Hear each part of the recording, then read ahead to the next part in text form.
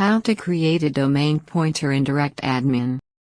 A domain pointer allows you to point another domain name to the root domain of your primary site. When a user accesses the pointed domain, the browser redirects the user to the root domain. You can add as many domain pointers as your hosting plan allows. All can point to the same primary site. We assume you have already logged into your DirectAdmin account. In the Account Manager section, click Domain Pointers. Click Create Domain Pointer. Enter the domain pointer in the text input box for source domain.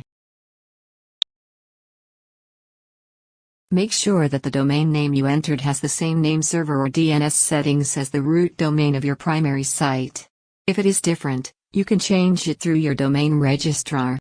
Uncheck the box for alias and click Create. Here it shows the domain pointer we just created. From this interface, you can create new domain pointers and manage the existing ones. Now you know how to create a domain pointer. Thank you for watching.